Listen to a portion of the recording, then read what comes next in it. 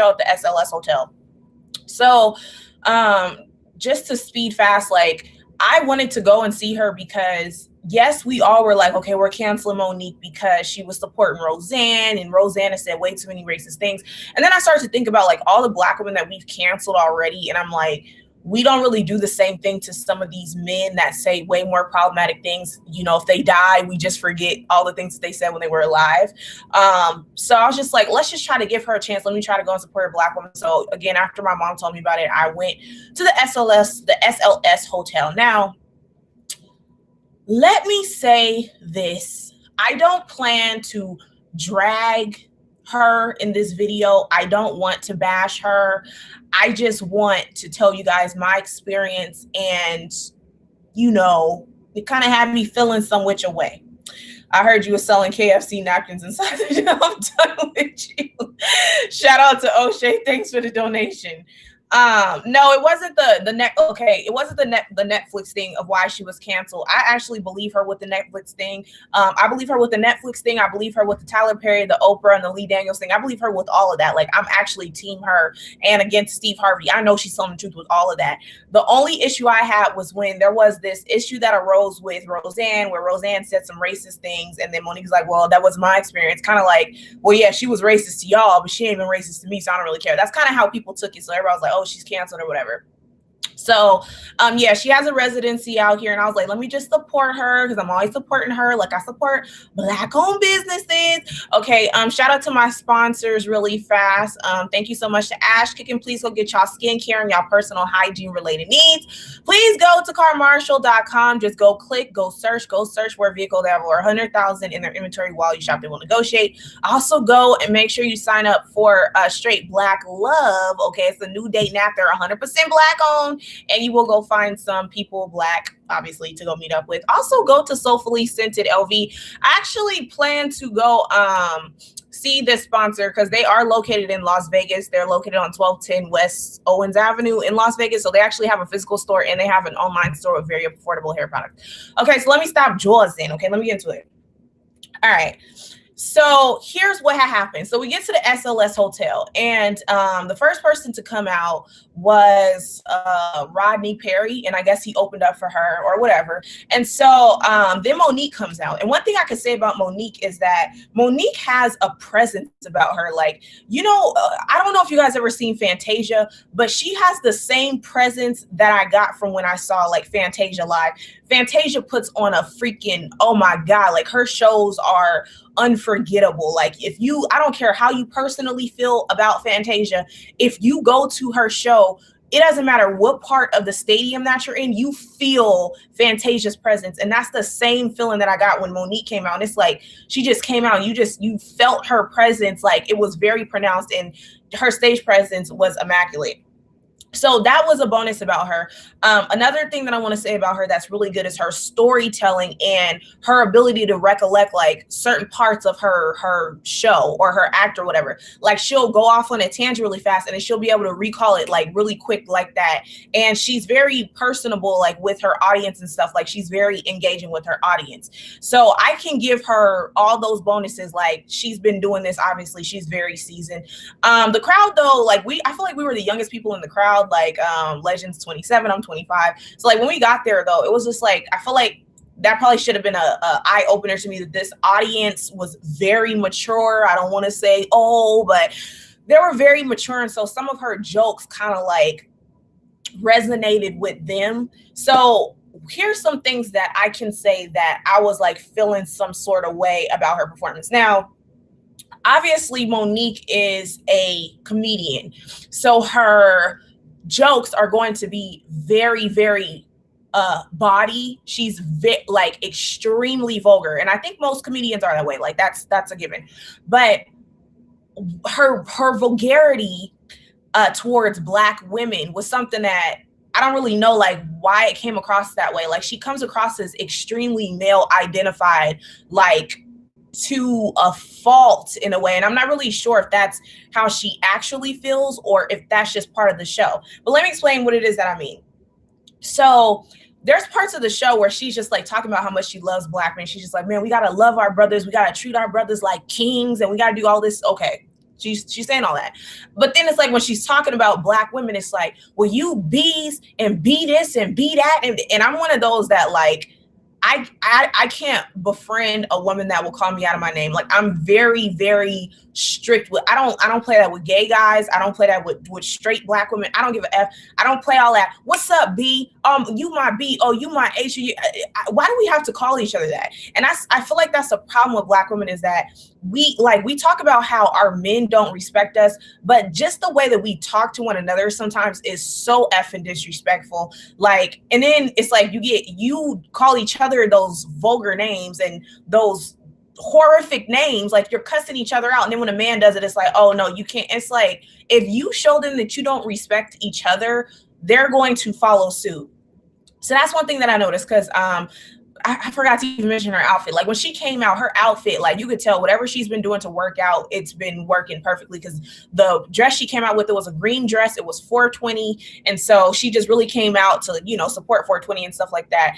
And her dress was like coming down a little bit, because she was like getting into it. Like she was really just getting into her show.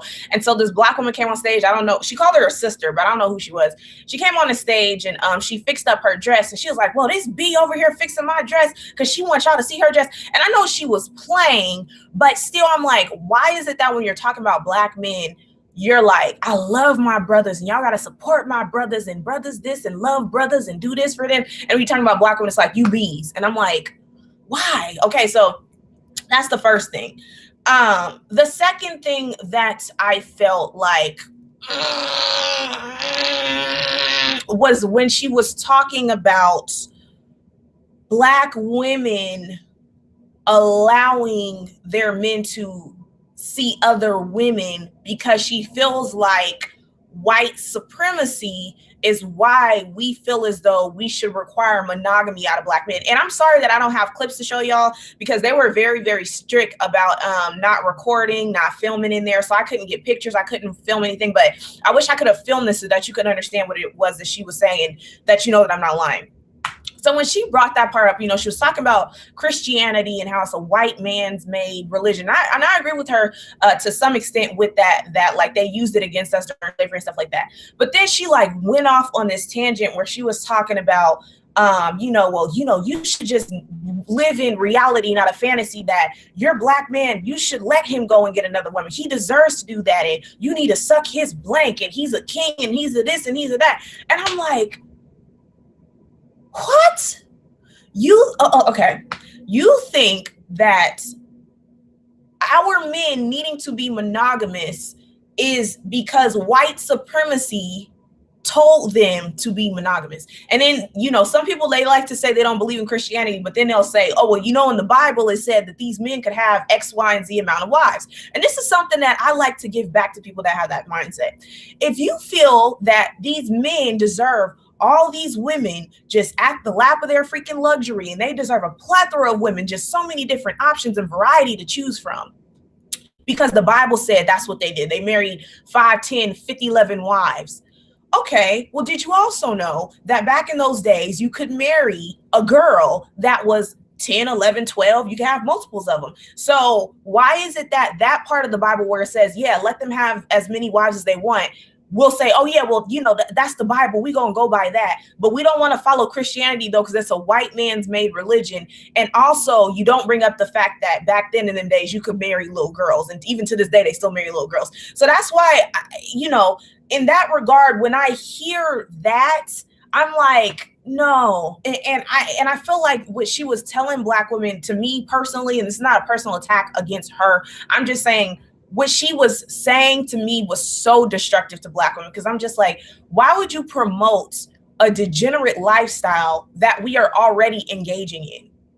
I'm just being honest. And I'm sure some black women are on here going to get triggered. And I'm not talking about every single last one of y'all, but some of us are already allowing our men to stray. You're already bringing other women into your relationship. You're already not being committed to one another. You're already living as if you're single, even though you're married. Some of y'all are already doing that. So to say that we need to reward our men with, you know, other women and don't be shocked when they do it, I understand that they have the propensity to do that. Some of them do. But should you just tell black women that that's what they should do because that's what you have done. I don't think that that's smart, because again, Black women are already doing that. When you look at the single mother rates, we have over 70% out of wedlock births. When you look at the STD rates, we have some of the highest HIV rates, some of the highest. Now, you obviously know, they say, the CDC says, gay men and all that have the highest rates. But in terms of women, of all races of women, we have the highest number of HIV. We're neck and neck with some of the gay men in terms of HIV. We even have more, even from what the CDC says, that we have higher rates of HIV than our men. And I feel like a looming factor with that has to do with the amount of testing that we have to undergo. And so I don't really feel like men get tested at the same rate that some of us do. So that's kind of why I feel like it's higher. But it's like, we have so much destructive behaviors in the Black community already, and we don't have the financial stability collectively to support a polygamous lifestyle. So many of us are already living that lifestyle, and they got 10, 11, 12, 13,000 kids out of wedlock because they reward their men with other women, right? And so they go ahead and get all these other women and bring up all these other kids and more financial liabilities. You also bringing home all these incurable diseases. I'm sorry if you guys are hearing stuff like there's this, like, the air from outside, but we already have enough of that. Like, we have enough of us out here living recklessly. Why should we encourage that? Like, you're in a position where you have a platform, you're in a position of influence. Why on earth would you encourage Black women to live that life, knowing that you're not, when they catch them herpes, I already know it's herpes, but when they catch the herpes or the HIV or whatever the F else is out here, because nothing out here is 100% preventable. I don't care what they tell you. Oh, use a protection. Nothing is 100%. So you can get whatever the F out here. And if you want to be stupid, if you want to, and let Monique lead you down to the path of destruction and death, she ain't gonna be there to hold your hand when they prescribe you them Valtrex meds. She ain't gonna be there to hold your hand when they gotta give you all that PrEP medication and stuff so you don't pass it on nobody else. That behavior is already omnipresent in the Black community. And so I was like, during the show when she was talking about that, I was like, oh my God, like, she completely lost me. And let me say, like, I understand that she has lived that life. She said, when she became famous, she had every man that she could ever freaking want.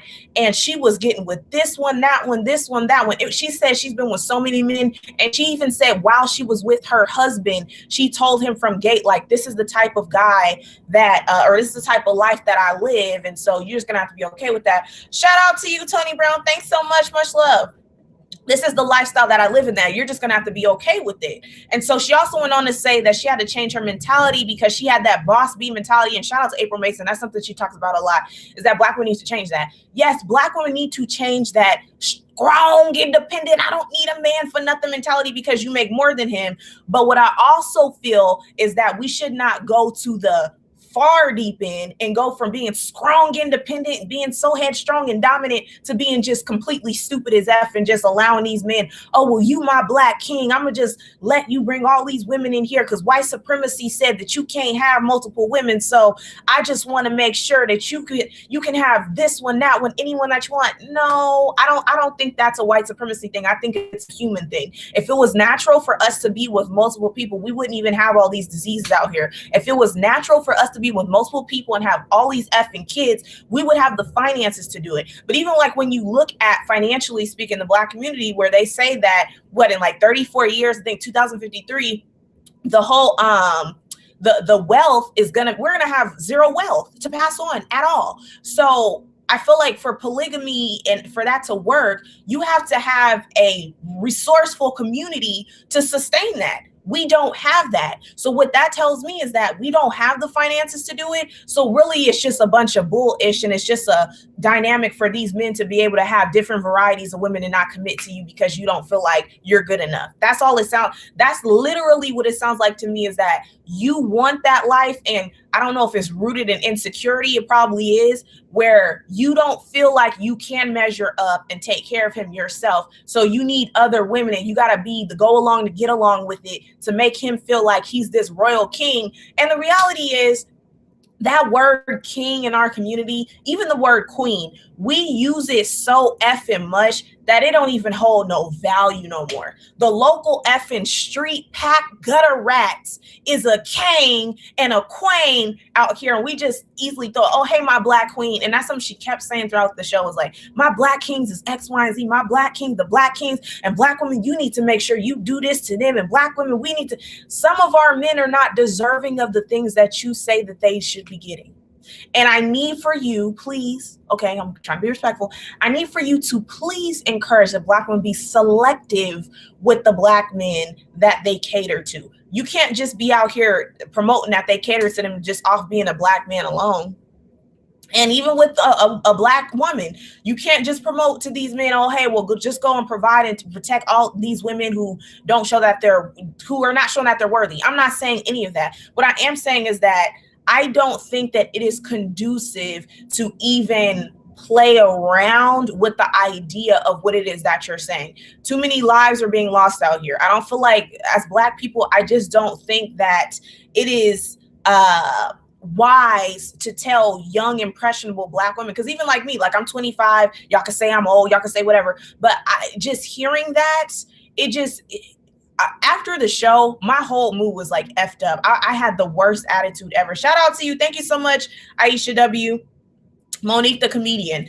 I had such an effed up attitude because let me tell you. So after the show, when the show was over and stuff, I just had a real bad taste in my mouth because I was just so turned off by like the message that she was promoting, because I was expecting something a little bit different from Monique. Again, I understand she's a comedian. They're going to cuss, they're going to act the fool. But just to hear that, like, because you have straight blazed the trail and your husband has done it, you think that that's a better lifestyle for black women. If I care about black women, I would never tell them to do no idiotic crap like that. But after the show, like what I took away from it, I was just like, ugh, like I was so disgusted. And I felt bad because Legend went with me. And so, well, he's still here. He's actually like, I don't know if y'all can see him, but he knocked out.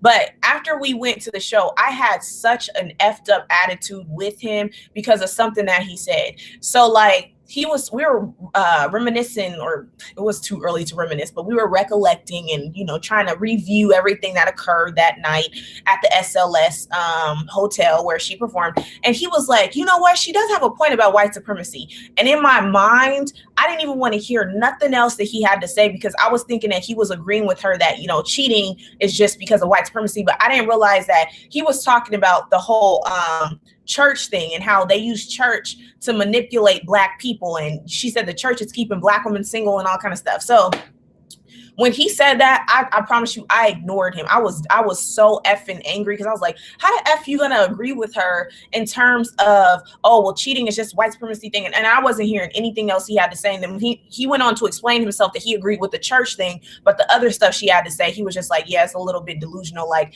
what man would let his woman like go off and see this amount of men, the amount of men that she's been with, and still accept her and still respect her and still, you know, come home to her? Now, who would do that? And so I just, man, after that show, I was like, I'll support Monique in her fight against Netflix. I will support Monique against Oprah, Tyler, Lee Daniels, Will Packer, and all that other stuff. But listening to her in terms of relationship advice, she says she's been married 3 times. A lot of people feel like if you've been married a certain amount of time or a certain amount of years, that you are in a position to give marriage advice. And I personally feel that, what is the quality of the marriage? You could be married for 30 years, but if you've been cheated on 29 and a half years of the effing marriage, you're in no position to give marriage advice. Say, oh, you know, cancel her because of this show. But I just think that she should never, ever try to tell black women how to be in a relationship with their men, because I just don't feel like she got it. It's just going to set a really, really bad message for black women that you should think so low of yourself. It's like, that was horrible to sit and watch. I wish I could have recorded it, but I didn't want to get kicked out. But I'm telling you, that's what the freak she was promoting. And I was just like, I'm going to be honest, I don't think I could ever go to another Monique comedy thing again. And I'm not telling you guys not to go. I want you guys to go so that you can see what it was that I saw. And, you know, I'm going to let y'all go and see Monique again. I'm not canceling her. I'm not saying to F her up and all that. I'm just saying I don't think that she's the spokesperson to tell Black women how to have healthy relationships with Black men, because what she's promoting was very toxic. And she even said her husband told her she needed to go see a therapist. He should have known something was wrong with her the moment that she asked him to be in an open marriage. If you're going to be in an open marriage, you might as well be single. Why don't you just be single and be, you know, life partners and go get a registered domestic partnership or whatever? Because this is irritating me. But anyways, you guys, I appreciate you guys for watching. I hope you guys go and see the show. Make sure you support Black owned businesses. I'm sorry the connection wasn't great, but I hope to see you guys in a video soon. I'm gone for a minute. I'll be back within a few days or so, but yeah, that's where I've been. Make sure you go and watch her show. Let me know what you think of it. I appreciate you guys for tuning in. I'll talk to you guys in the next one. Bye.